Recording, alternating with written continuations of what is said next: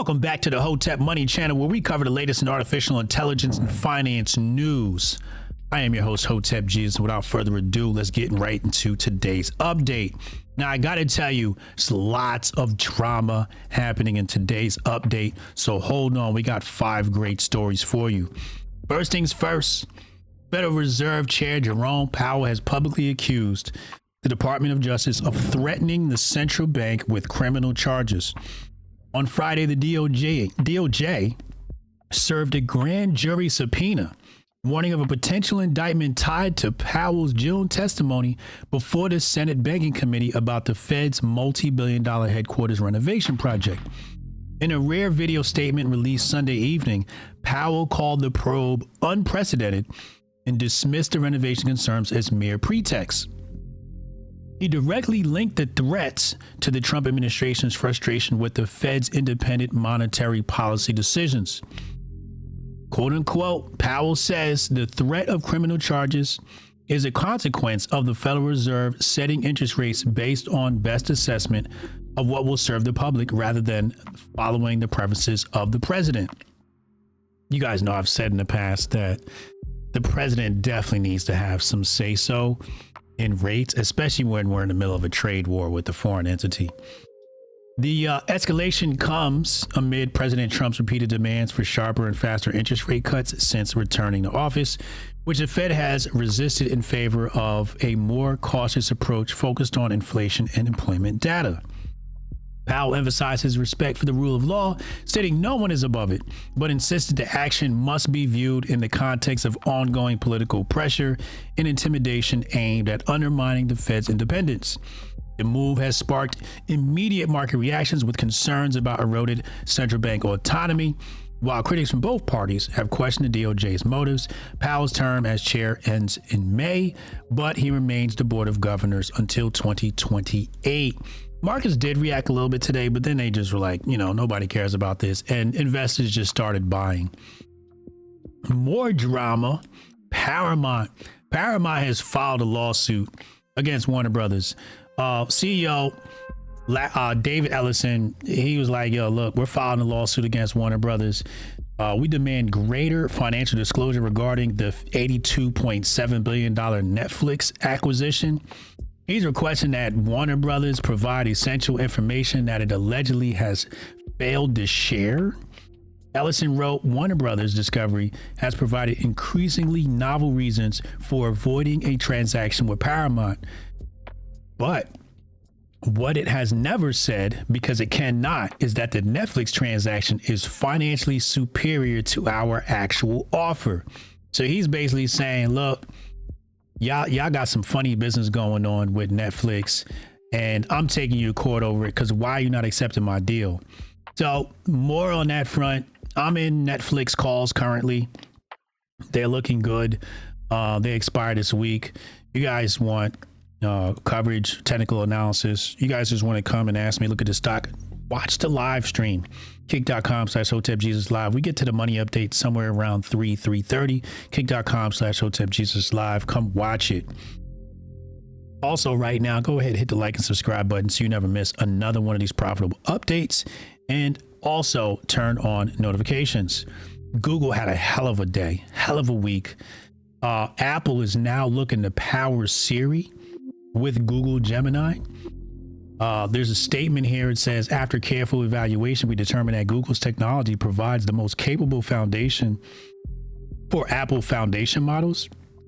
And we're excited about the innovative new experiences it will unlock for our users. One report claims the partnership is worth around $1 billion. That same report claimed that Google is building a custom 1.2 trillion parameter Gemini model for Apple, far beyond what Apple's own models are currently capable of.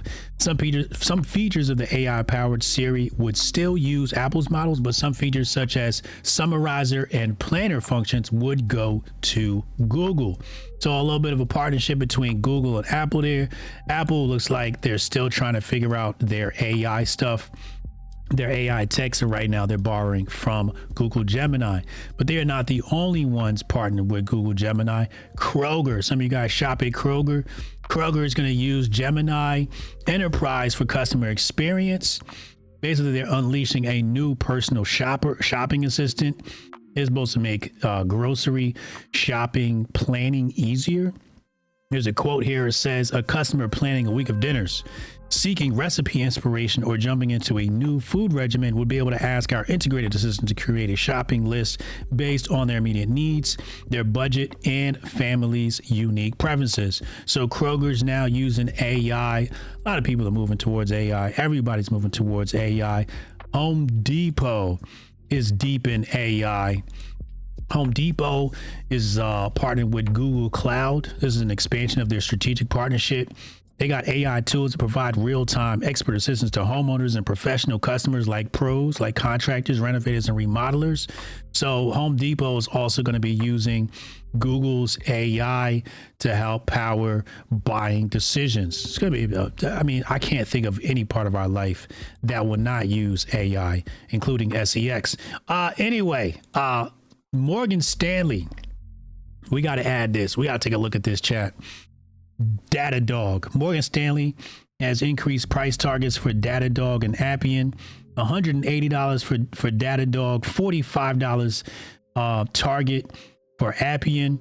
You guys not familiar with Datadog? They enable clients to monitor and analyze their entire IT infrastructure from servers to applications and Python scripts. It's kind of crazy. It's like this dashboard you plug your IT business into, and it tells you if your website's down and traffic to your website and your LAN. It's crazy what this stuff can do. Right now, Datadog has a market cap of $44.5 billion. So this is already in my watch list. And I looked at it earlier. If my memory serves me correctly, it looks like it's a good time to buy, but do not quote me, not financial advice. Do your own research. That is Datadog. AI fighter jets. AI fighter jets are a thing. Dassault Rafale fighter jets, they have a $200 million Series B investment in Harmattan AI, a firm specializing in defense artificial intelligence. And they said this has a valuation of $1.4 billion after the capital infusion. And basically, Datavault is looking to integrate cutting edge controlled autonomy and AI into its next generation of combat systems. Key areas include controlling unmanned aerial systems, aka drones, and enhancing the Rafale F5 fighter jet slated for service around 2030. So isn't there a movie about this where they have the AI controlling the fighter jet? Yeah, so there's that. I would take a look at that. Dassault is the name of that company.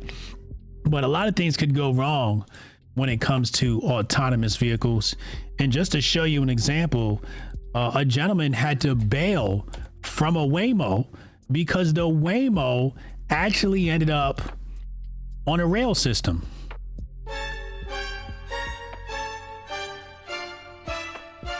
A rail system. Yeah. So if you look right here. Oh shit, the Waymo's on the track.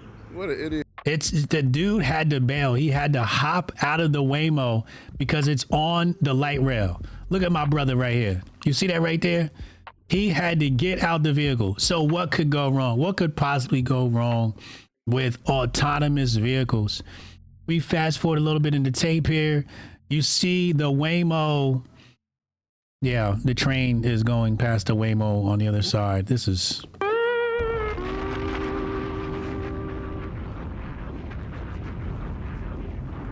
There's your artificial intelligence finance update of the day. Do remember, hit the like and subscribe button, and I'll see you back here tomorrow. I remember when you was training me, man, when it was training day, like Denzel. Nothing can stop me, I'm all the way up.